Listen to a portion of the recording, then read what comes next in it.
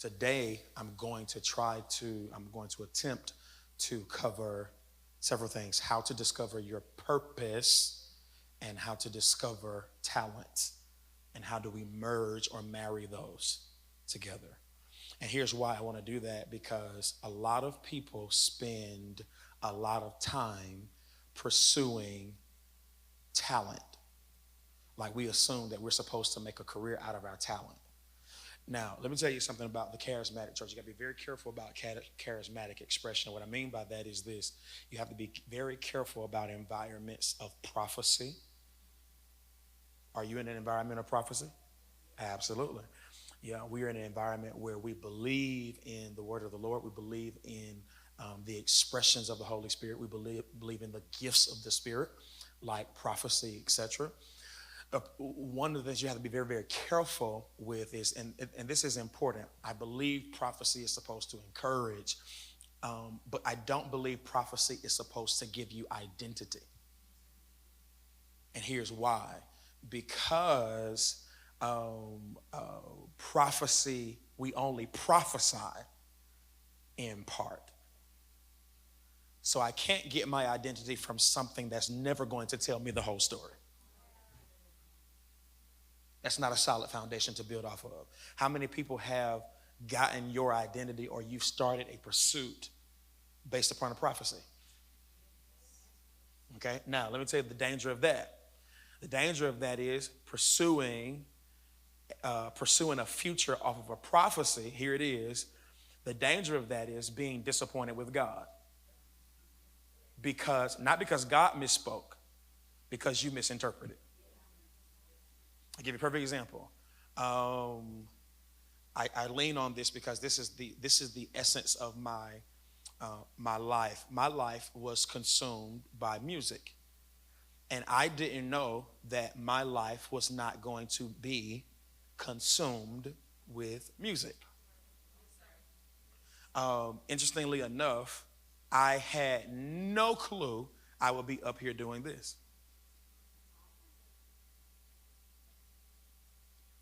Beyond a clue, I was raised in this environment, had no desire. This was a burden for me because I was the one that I was like the Erics and the Brother Bronze and the media and so forth, and musicians had to be somewhere because you were obligated to.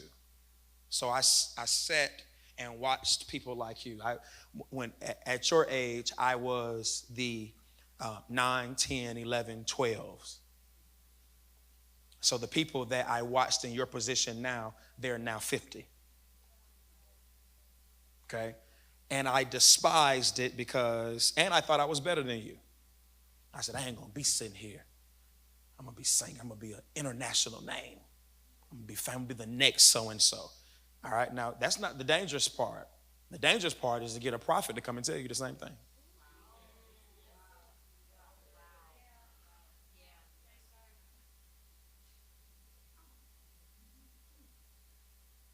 Oh, I'm going to love this class. I'm going to love this one. The dangerous part is, watch this, not once, but all your life, you were told you were going to have, as my dad would say, albums. He said his son did it. So, he'll have albums.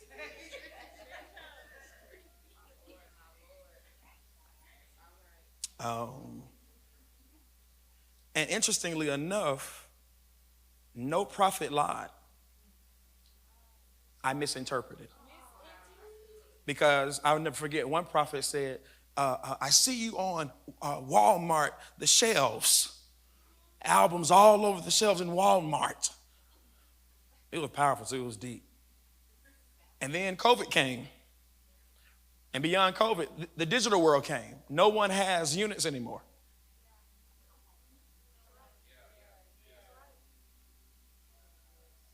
But watch this, though. I can go to Apple Music and type in my name. I misinterpreted. I thought that multiple albums meant I was going to be famous. No, God said, I'm going to give you music for people to be ministered to. I didn't say I was going to make you famous. And so all those years, pay attention because I'm going to help you not cry tonight. All those years of wondering when and why and how and when is my time, it was my time a long time ago. My time to minister to people, not to be famous.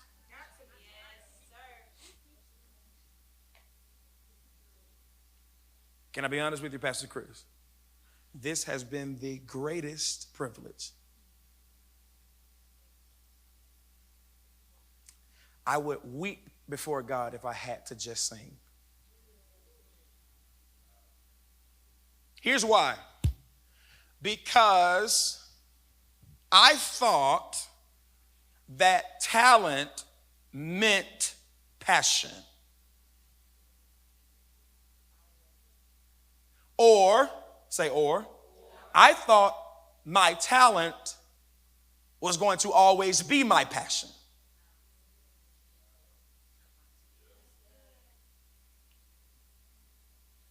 Make sense, y'all? Okay. And so I want you to understand some of the things that we're doing tonight is we're going to clarify. I want to minister to a few of you because I am, many of you, your pastor. I want to say this to you. If you will let go of what you think God is going to do, you'll have peace.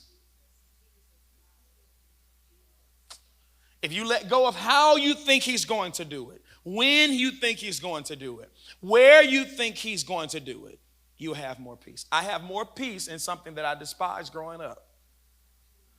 And I am more frustrated, or I grieve the thought of ever just singing.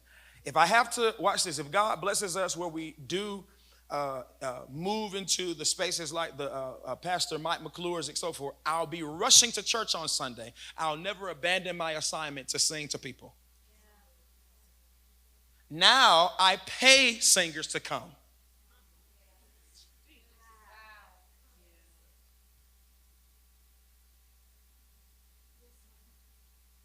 This is going to be good. Write this word down. It's name. It's a guy named Nehemiah in the scriptures.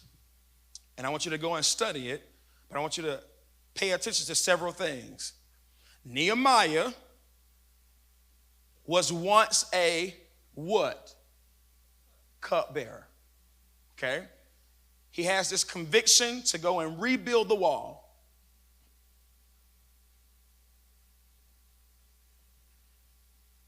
Several things I want you to pay attention to. We don't have time to study his entire life. But number one, write this down. Nehemiah, chapter 1, go and read verse 4, had a burden without a title.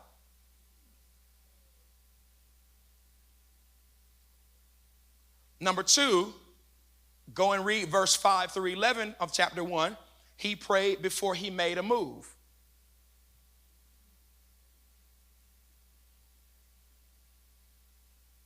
Number 3, Nehemiah, go and read verse 4 through 8.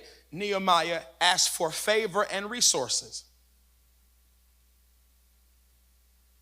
Number 4, we can't go through all of them. I'll stop here. Chapter 2 of Nehemiah, start with verse 13. He inspected before he built. All right, now, let's dig into it a little bit. You ready? All right. Write this word down, passion. Nehemiah 1 and 4 says this, when I heard these things, I sat down and wept.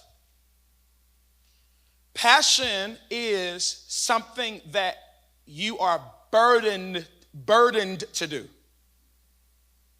It's a burden, not an ability.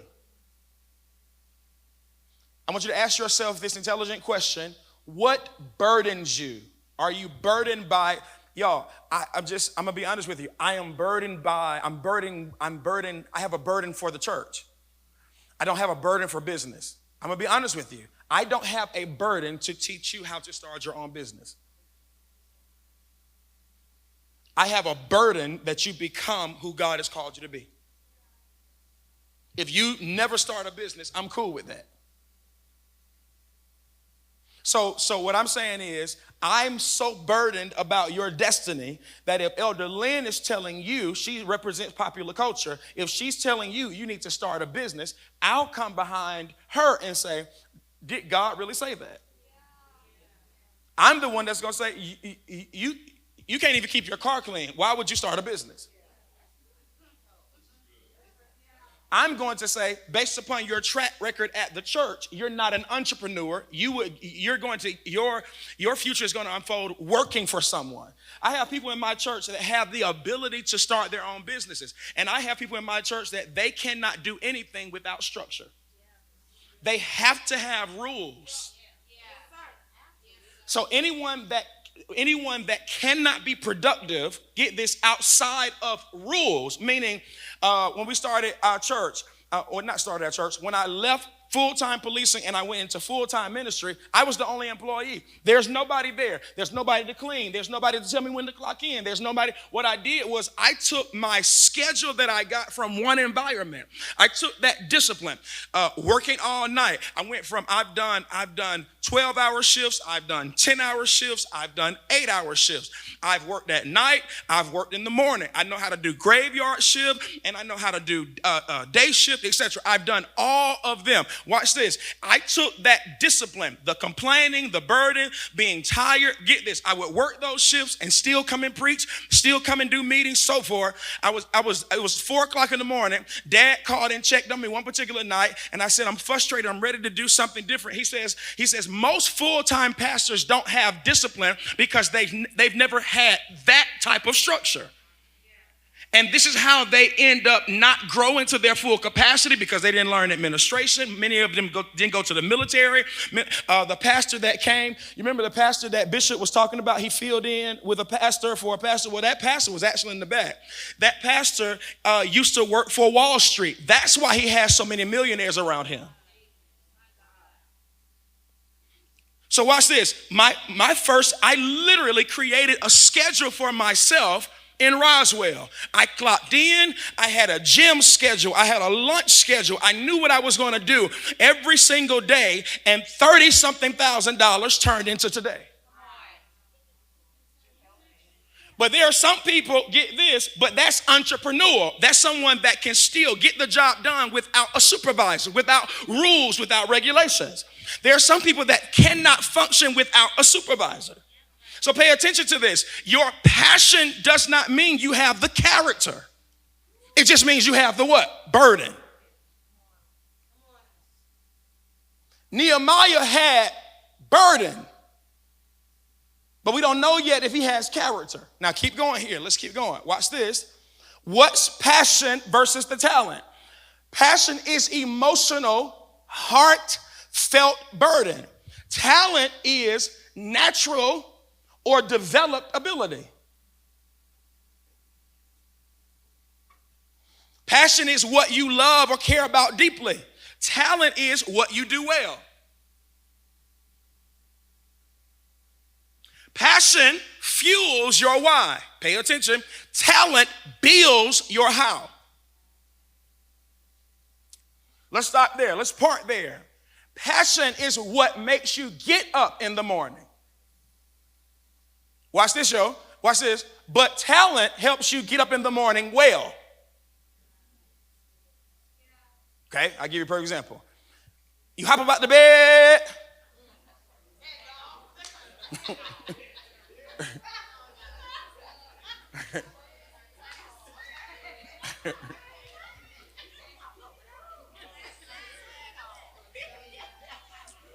Y'all, I don't drag out of the bed.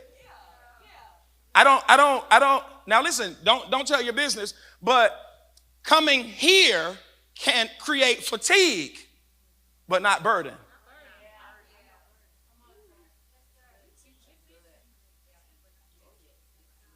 All right, we do a show called Bandwidth, right? And we made our first $400 last. Don't clap, y'all, because it's gonna distract it. Just keep writing. Watch this. Made our first $400. Watch this. I think by not by week 2, but by day 2, we were like, "Are we sure?" Because now we're in it every day. Y'all ready? But I don't complain because I enjoy giving people, here it is, kingdom content. This is going to mess you up. Passion will make you keep doing something when the time frame says you should quit by now. But here it is, though. But here it is. This is going to be the good one. But the skill is when I touch the mic, I'm not, get this, I'm not like, oh, he need to put that mic down. When it's like, okay, he can, this is why I say all the time, we have this little, this joke. All right, I need one of y'all to practice opening up the show, so forth. Well, I can open up my show with no problem. That's because, get this, before I had guests on the show, I started in the corner and I practiced my introduction over and over and over. So now I don't just have passion, but I have the skill to do it. I did an interview today and I enjoy interviews.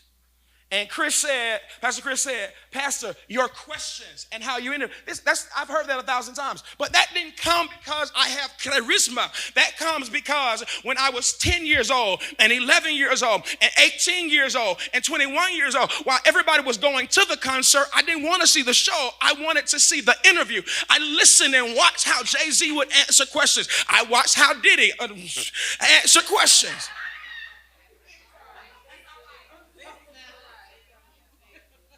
So it's interesting. Watch this, y'all. It's interesting that I had a passion to be on the stage, but while everybody was, this is gonna mess you up. While everybody was at grandmama's house for cooking, I didn't show up because I had to rehearse. I was writing a song. Come on, y'all missing it. And so you can be passionate about something, but if you're not, I don't care who you are. I don't love you more than my passion.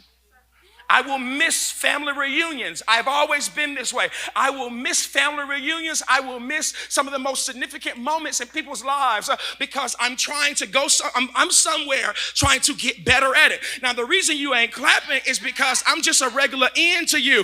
But it wasn't until Michael Jordan and Michael Jackson and Kobe Bryant said, I'm okay with missing family reunions, but I'm not okay with my family never seeing me on TV.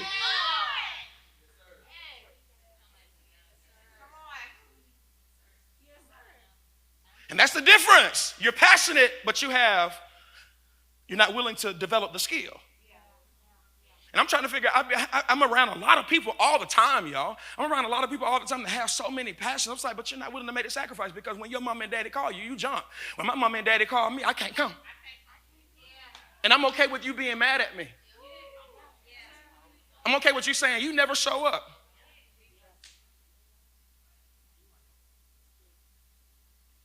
Now, is that sacrificial? Yeah, but you can't have friendships and stuff and sharpen that skill at the same time. Passion is a burden. It makes you get up, but it doesn't mean when you get up, you're going to do it well.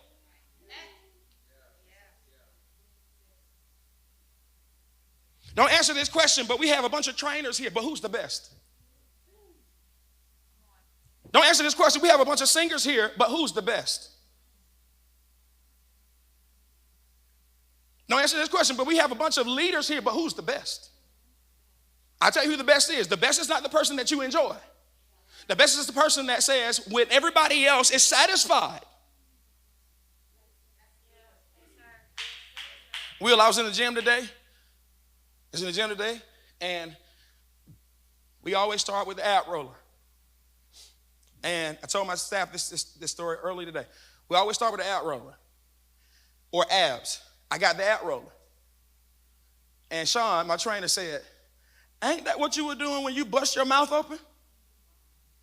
Y'all remember when I had stitches in the mouth? He said, ain't that what you were doing when you bust your mouth? I said, yes, sir. He said, well, I'll be staying away from that. He didn't say it like that. He cussed. We cuss.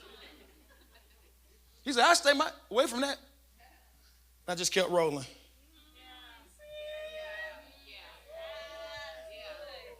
And guess what most of y'all would have done? You right. I don't want to get hurt again. And I'm saying, but I don't have the abs yet. I'll take a few more stitches, but I can live with, listen, I can live with getting hurt, but I can't live without getting the abs.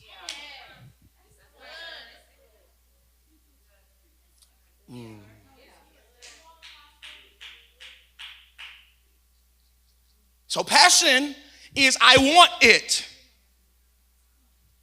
Skill is I'm developing it. Talent It's that thing that you work towards, you work on all the time. Keep going here. Watch this.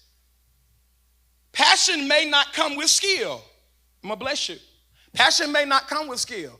Do not assume that because you're passionate about a thing that you are skilled to do it. There's a lot of y'all are passionate about music. You can't join this team. You know, I just hear songs in my sleep. Go back.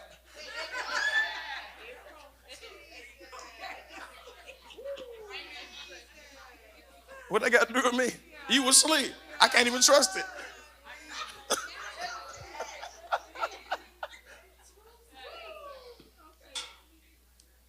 My dad is like that. He said, Gabe, I got this song. Gabe, I got this song, man. I'm going to send it to you. Now listen to it. You record it. The glory is coming right now. Man, turn this off. I ain't about who is gonna sing that. Man, I'm not about what you talking about. Turn that off. What are you talking about? What are you talking about? What am I supposed to do with this? That's horrible.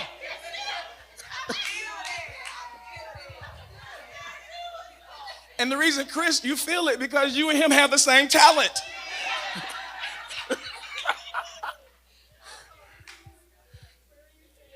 Because dad is passionate about worship. He's not skilled in music.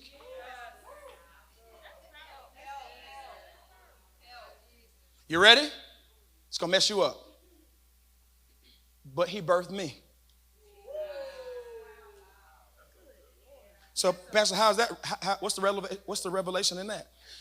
Your passion about something does not mean you will do that particular thing. It may mean you will have another function within it. Passionate about injustices. Please don't go to law school. Send somebody to law school. And so many people are confused because they like, man, I just hate what's going on in the world. I just hate what's going on in the world, man. That Trump, man, we need so forth. And so, yeah, I think I'm gonna go to law school and I'm gonna be a judge. Okay, cool, no problem. What's your bachelor's in? What's that?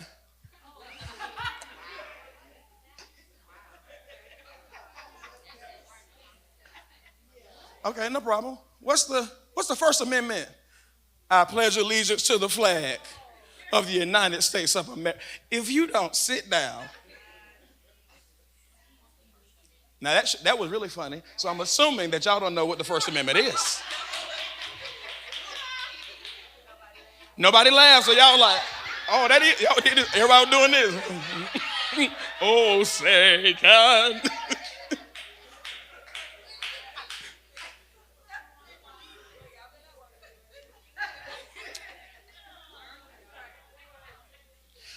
Watch this, y'all. Passion, watch this, may not come with skill, but talent may not come with excitement.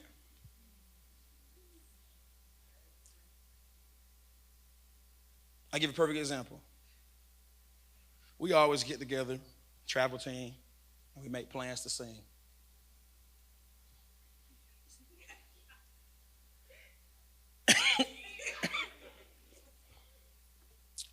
Hey, y'all, we're going to sing.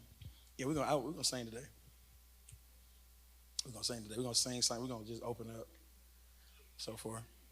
Send them songs. We would come to practice sometime. Y'all come Sunday, I pretend like I forgot I said I was going to sing. Or I'll stand on the stage and look down. Elder Linda be like, he coming now. They're like, I'll be looking over to the Greek and the Hebrew word. Ain't nothing on the screen, really. There was a time, y'all, where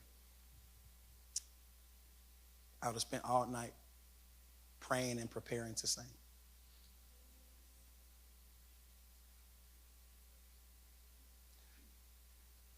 I'm talented in it, but it's not my greatest passion.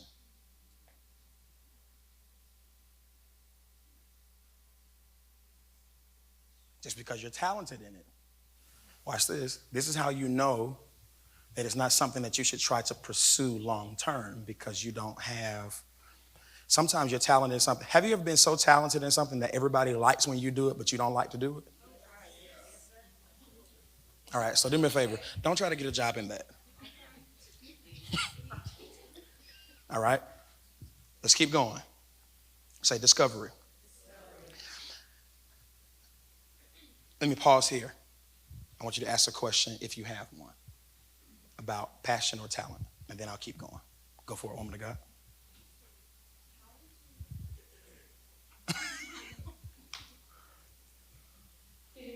Good evening. So how would you classify an individual, I'm thinking from a dancer standpoint, those choreographers who are not, they're good at putting like a vision of dancing and teaching the dancers, but they don't necessarily have the skill set themselves. Absolutely. Would you say that is passion, that they just don't have the skill to put out, so therefore they teach it? Or nope, that's skill, that's passion for dance, skill to coach. okay.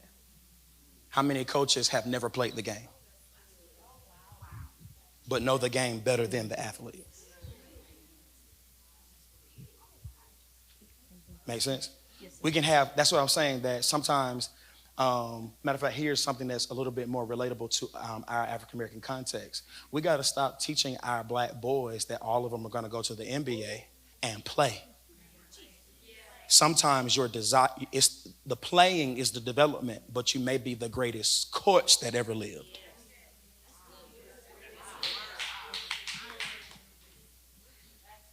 Make sense? Somebody else.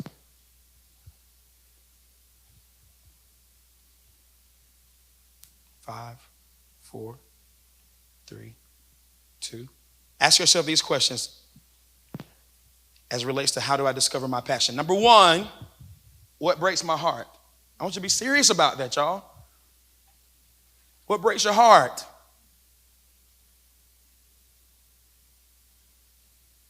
I wish I had 4 hours to talk to you. What breaks your heart? Hear me. One of the powerful things about social media is it gives you an eagle's eye view on things going on in the world that can kind of give you an exposure to things beyond your personal context.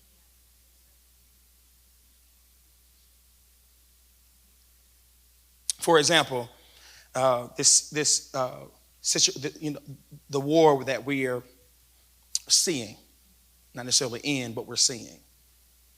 Some people have been awakened to something. I was talking to Apostle Nate Sunday after church, and he says, I went to India, and in India, families will literally throw their daughters out on the street at 2 and 3 years old because they just can't afford to have them. He said, so when you go to India, you walk the streets. It's one of the most populated countries.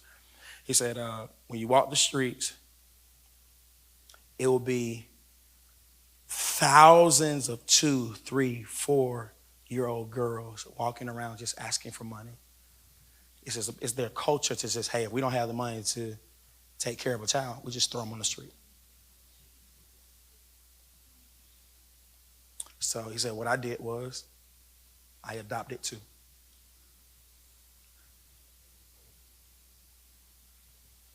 And I'm listening to him. And he didn't know that a week prior, which was Father's Day, my father, my sister, and I, we were out.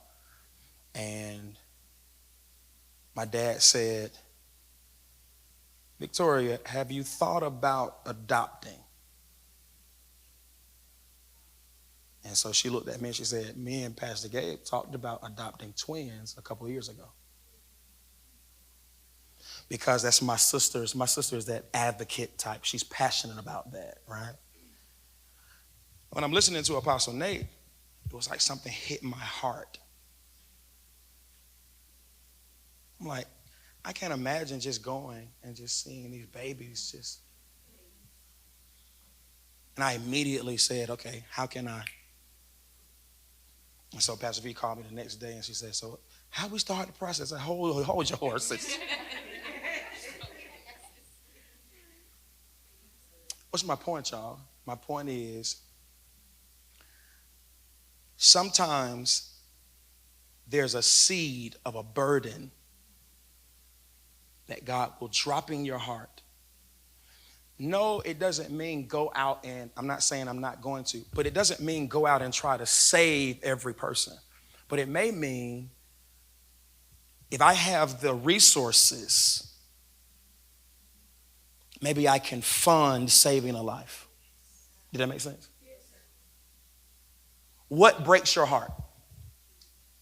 When I was listening to it, it broke my heart.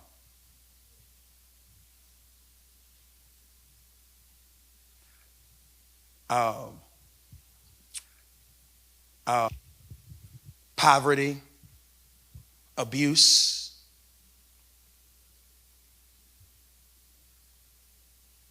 church isms, and the lack of excellence in a church. One of the things that really gets me is when I go to a church and it only has 10 people. I hate it. I hate small church when I know it can be better because people are missing elements. I hate going to churches and it's no excellence. I hate it. I hate to hear when churches close down. Interestingly enough, the culture wants churches to close down. I hate when churches close down. So I follow my heartbreak.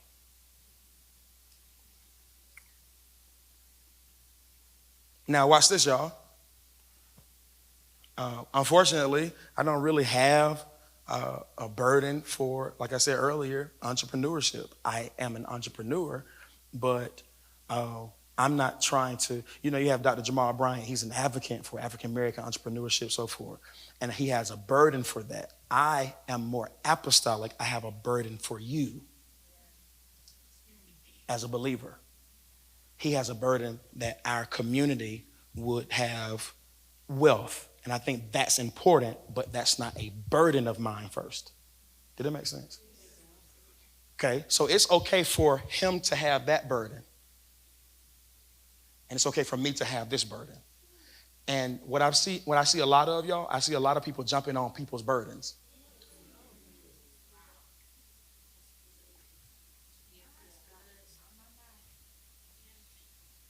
Like I will shake Dr. Jamal Bryant's hand. I say, I don't care anything about closing down Target. I will go in there and get some underwear and walk out, come to church. Watch this. And I can boldly say that in front of a group of African-American people. I don't care about Target.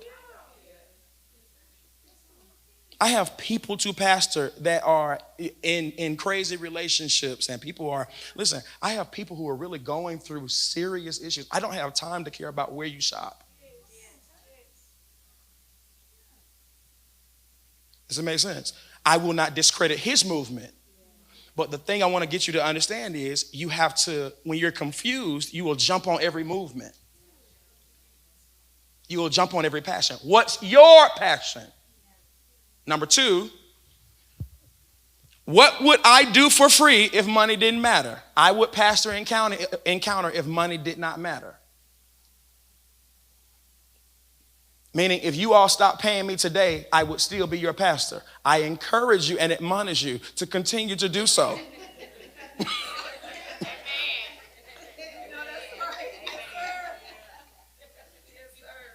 But watch this. I don't do this for the money. Pastor, I don't believe that. I don't want to pass this mic around to people who say, no. You just got here. We've seen this man not take salaries. We've seen him take pay cuts. I don't do this for the money.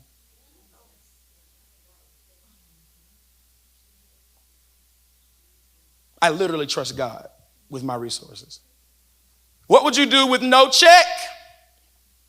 Let me ask you a question. Write this down. Interview yourself. Would you work on your job if they stop paying you? I say write it down, and people say, heck no. Okay, watch this.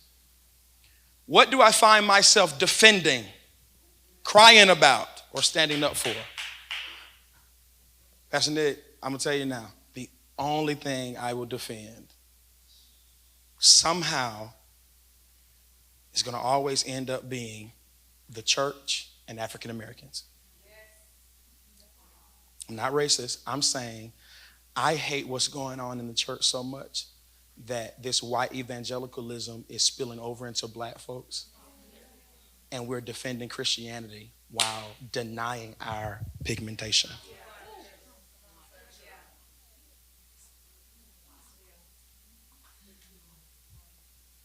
Like literally, I'm trying to restrain myself from going off on a tangent now.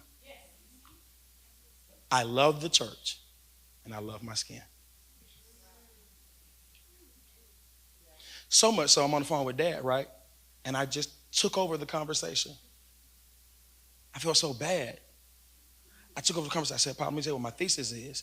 And I went over, I just said, he said, wow, I'm gonna go. All right, man, I'm gonna let you go. I said,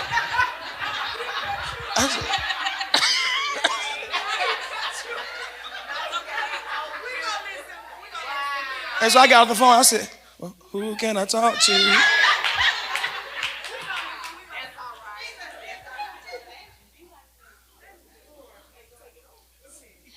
And you know what I was talking about? I was defending the church and explaining to him my connection between what I believe, why we see so many scandals in the African American church.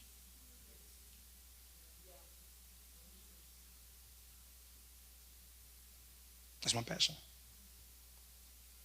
You know what I also hate? I hate to see you guys get clipped off by social media. I love the church.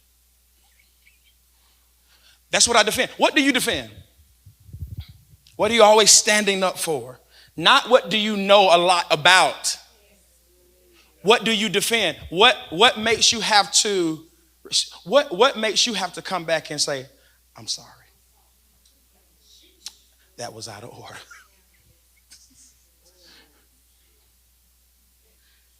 And you don't get to say Jesus. That's a cop-out. I need you to be intellectual. I need you to think critically. What subject matter? What cause? Because I got to challenge you, Rhonda. Everything can't be shucking and jiving. You giggle about everything?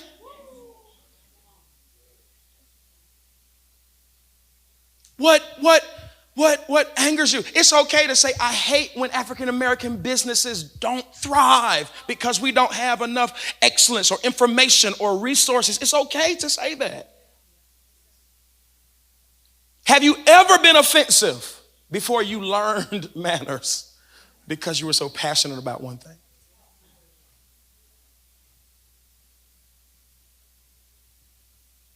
What will you defend?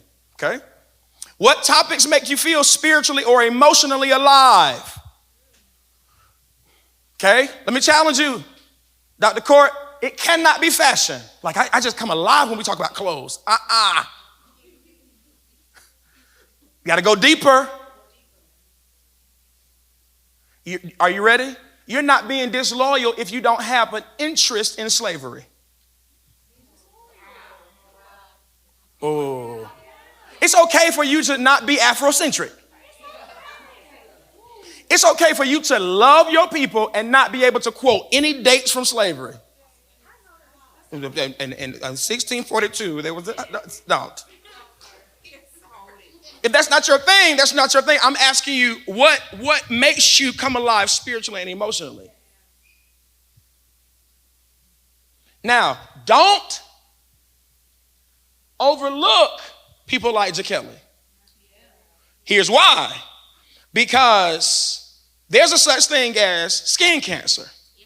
Because black people don't know how to take care of this melanin jewel and gift. We ain't white. I feel like running here.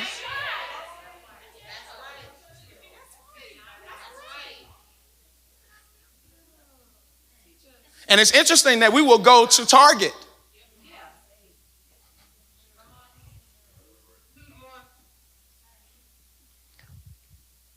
Ask her to talk about that right now. Session is over. Anybody that points to the camera? This is my...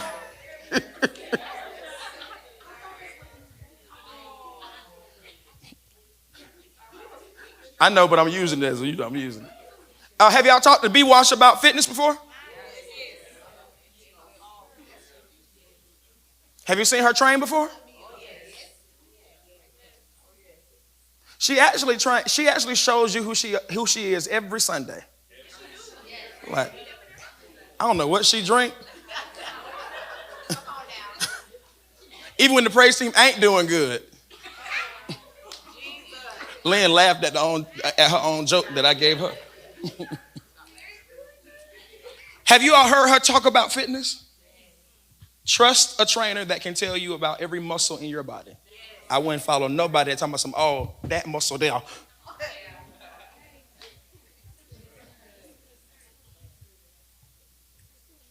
Ooh, y'all got bad trainers, don't you?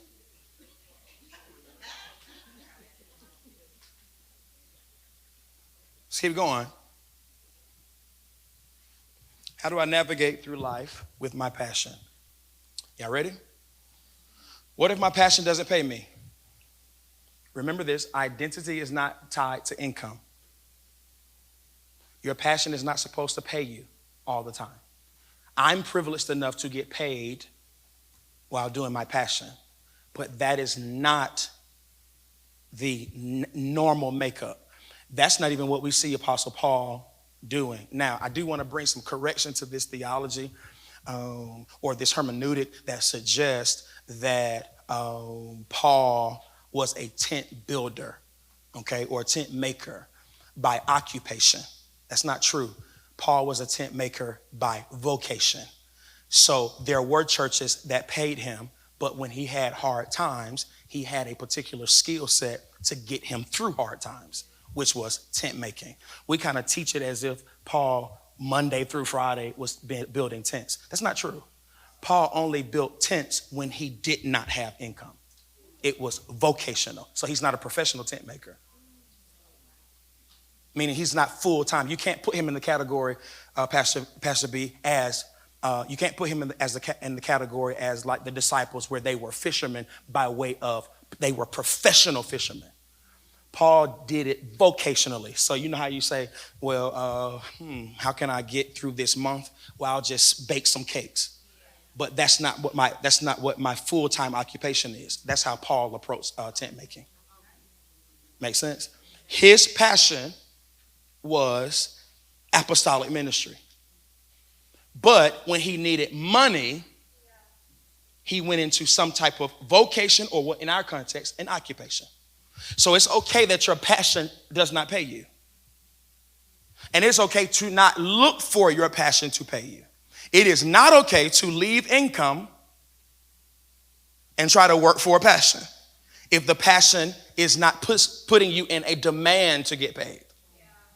A lot of people make that mistake. I'm passionate about something, so I demand that this will pay me. And you end up having to go back to the workforce because we thought that every passion was supposed to pay us.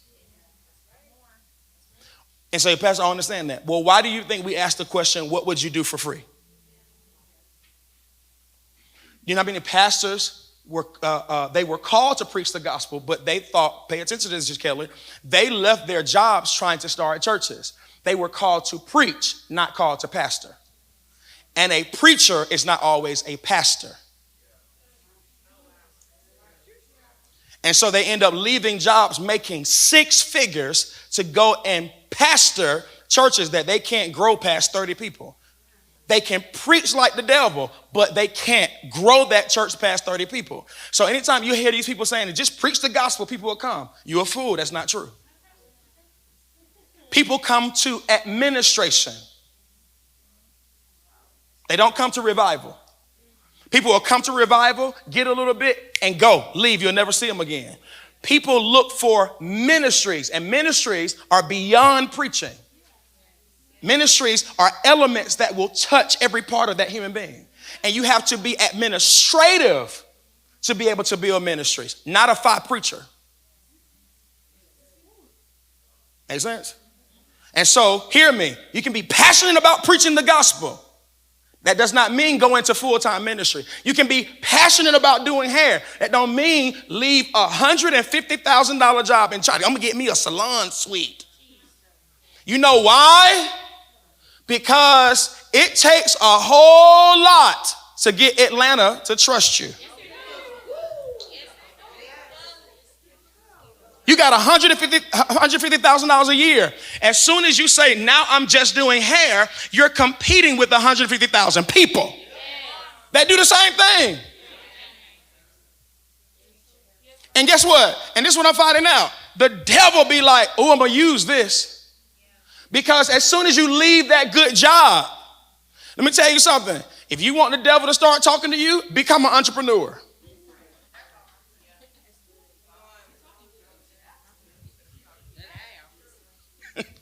Become an entrepreneur. Why? Because I'm passionate. I just love doing people's hair. Look, do what my generation, my parents' generation did. They had regular jobs, and then they would go home and do people's hair. We call it old school. OGs call it double dip.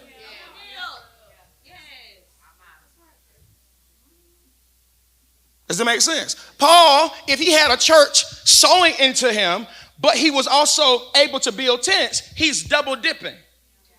Not trusting God. Write this down. God does not want me to trust him for money.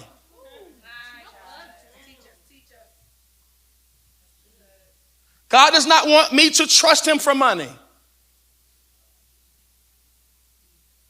Pastor, I don't know about that. Take your index finger, hold it up. Point to your brain. Thank you. You don't have to trust God to use that. With all thy getting, get understanding. Add to your faith what? Knowledge. Some passions are serving, not earning. It's okay. When you get off work, Doc, you say, all right, y'all, I'm gone. Now I'm going to my passion. And that's where you serve. Okay? Write this question down. Write this down.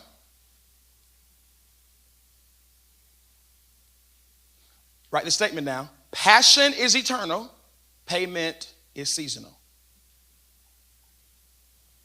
All right. It's 8:41, y'all. We're behind time. Passion is eternal. Payment is seasonal. At some point in your life, money won't be enough. But you're going to need something to keep you alive. And that's passion.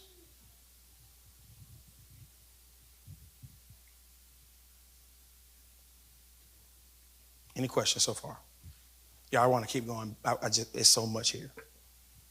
So much. Can I give you one more, y'all? This is going to bless you. This is the part I was like really excited to get to, and I almost lost it. Can you have passion for something that you're not talented in? Write this down. Yes. Sometimes your passion is to support something, not necessarily to do it. Here's the last thing. Sometimes you can grow into the skill to do something.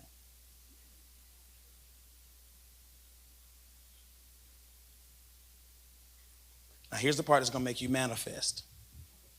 Write this down. Not being talented doesn't disqualify you.